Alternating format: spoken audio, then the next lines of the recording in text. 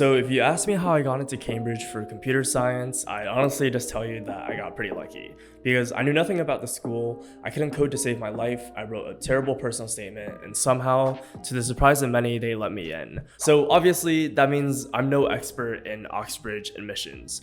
I'm just here to share my story, to give you a glimpse of what's required, and maybe even, a glimmer of hope. Alright, so based on their entry requirements, it seems like they want applicants to excel in A-level or IB courses. But my school had neither. So pretty much all of my academic scores were from American standardized tests, like AP exams, the SAT subject test, the ACT, stuff like that. Our school only offered AP, and I was mainly gearing my profile to American colleges anyways. As for what scores I submitted, I had 5s and 5 AP exams, I got a 36 on the ACT, 800s on the math level 2 and physics subject tests, and I was planning to take 7 more AP exams in my senior year. It's worth noting that none of these APs included computer science because our school didn't have it at the time, but as you'll see later on, it wasn't too big of a deal because they mainly care for a strong background in math. And something that also surprised me when I was applying was that Oxford and Cambridge had much higher acceptance rates than, say, the top US universities. But I think this is mostly because their rigorous requirements and processes prevent many students from applying in the first place. So since you have to meet a pretty strict and pretty high academic bar to get an offer, most people who don't meet that bar probably wouldn't want to waste their time on the exams and the interviews that they have to do if they just don't see themselves passing. Anyways, so once you think it's worth a shot, you'd begin applying for up to 5 schools on UCAS, which is basically the British version of the Common Application.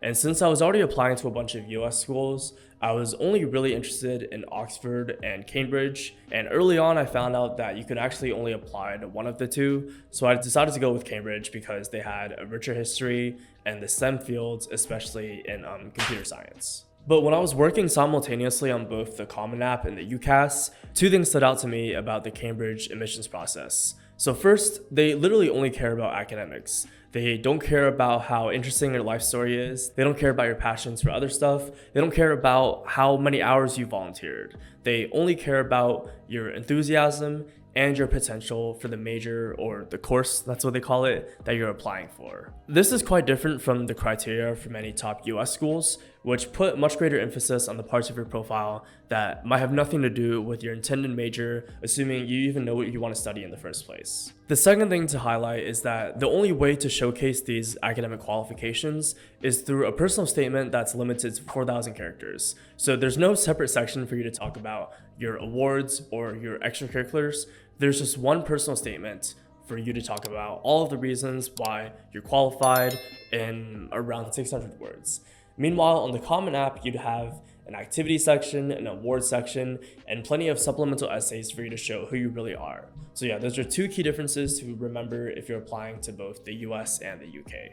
And besides this personal statement, the other important thing on the UCAS application is your reference letter, which I asked my high school math teacher to write. He knew me pretty well, so I'm sure he did a great job there. Another thing worth noting is that when you apply to Cambridge, you're actually only applying to one of their many smaller colleges which admit students on their own. So obviously I knew nothing about the colleges besides the fact that some were more famous and probably more selective than others. So I just chose a random college that had good food and cool stuff to do nearby. Alright, now let me open up my personal statement.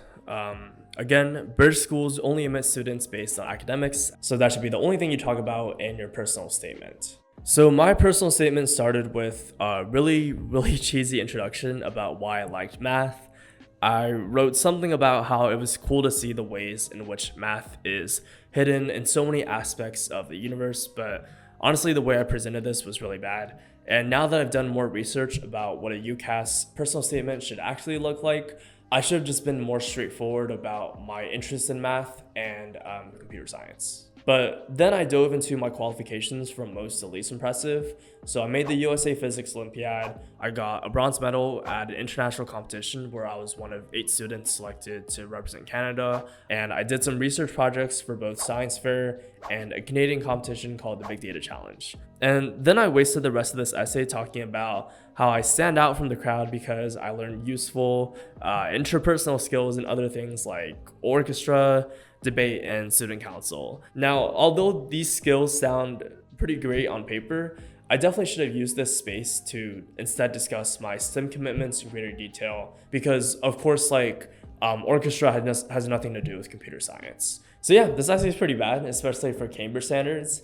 And if I were to guess how much of it was actually useful, I'd say only around 30% of it was useful, and the rest of it was probably irrelevant. Which is why I'm not going to show you guys what this looks like in its entirety because it's pretty embarrassing. But in my defense, I think a lot of the reasons why this is written so poorly is that I was very much in the Common App mindset of crafting the most elegant and the most memorable essay in the world. But of course, it's really hard to do that when you have to dump all of your qualifications into 4,000 characters. So if I had to redo this, I would have just been more straightforward and detailed and focused solely on my qualifications for computer science. Anyway, so I submitted that UCAS application in mid-October, and in mid-November, they invited me to fly to Cambridge. The story about how all of this unfolded is actually pretty crazy, so I'll tell it really quickly. So by that point, I knew I'd be competing at the National Debate Championship in Toronto until Sunday, but my exam and interviews were scheduled for Monday.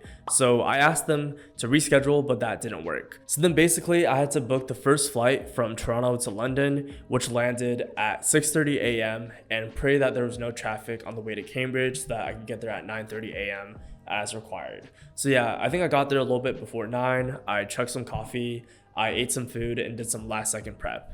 And right before that exam, they took all the candidates around the CS building, which was really cool because you got to see a lot of Alan Turing's work. And right after that, it was go time. Okay, so it seems like they changed the requirements recently, but when I applied to Cambridge, I actually had to take a written exam on campus. And I want to highlight something really important that a lot of people might not know. This exam, along with the interviews, was basically all math. So at no point during any of this was I ever expected to know any computer science. As for how the exam worked, it had maybe 10 somewhat difficult contest math style questions, and for each question you had to write out your solution. And if I remember correctly, your total score was composed of the 5 highest scores that you got on that exam. So after this exam, I got some food and then I went to my first 30-minute interview with 2 older professors. This interview was purely just about my background. So they asked some questions about the competitions and the extracurriculars I talked about in my personal statement, which was great for me because that's when I got to talk about a lot of the stuff I should have talked about in the first place, like how hard I prepped, what I did, stuff like that. But by this point, I also realized that the stuff I wrote about leadership, debate, or whatever in my personal statement distracted from what they were really looking for, which was enthusiasm and potential in computer science. So for example, right before I flew to London, I made the grand finals at the National Debate Championships I was talking about, and it's probably still my most impressive achievement to this day. However, I didn't tell my interviewers about any of that because I didn't want them to think I was a bad fit for computer science and a better fit for something else. Alright, so right after this interview, I had another 30-minute interview with a professor and a PhD student who got right to business with some simple math problems. And this one included a bunch of different questions that they probably expected you to do quickly, like finding the sum of different sequences, finding the areas of certain shapes, seeing if I knew some trigonometric formulas and stuff like that. I don't think these questions were meant to be hard. I think they were assessing how fast I was and how well I explained my thought process. And yeah, because everything I did that day happened to cater to my strengths of being quick on my feet and communicating well, all thanks to debates, they decided to give me an offer just 1 month later. But it was conditional. A lot of people get conditional offers, meaning that as long as you meet a remaining set of requirements, then your offer is still valid. So in my case, because I had a bunch of pending AP exams, they basically said, all right, as long as you get 5s in Calc BC, Physics 2, Physics C, Mechanics, Physics C, E&M, then we'll take you. So since I was already preparing a lot for some physics competitions, I felt pretty good about these conditions, so I went home to celebrate my very first college offer. So given that everything just happened to work out, I don't know if I'm in any position to give that much advice. But one thing I'll emphasize once again is that the application process for British schools couldn't be any more different than the application process for American schools. So whenever I describe the difference between the two, I always say something like the UK process is more like taking an exam and the US process is like playing chess. And this is because when I was applying for American schools, a lot of the things I learned online or from upperclassmen were extremely strategic in nature. So in my essays, a lot of the things I wrote about were my leadership and community service involvements. In my personal statement, I told my life story about how moving 10 times made me who I am today. But none of these things have anything to do with academic merit, and therefore none of these would be relevant in your process with Oxford or Cambridge. So if Oxbridge is your dream, don't make the same mistakes I made, work hard in school, prepare well for these interviews, and chances are you will probably be fine. As always, hope you enjoyed. Don't forget to like, comment, and subscribe. And if you're curious about why I didn't end up going to Cambridge, then you'll enjoy this video right here. But yeah, I'll see you there. Peace.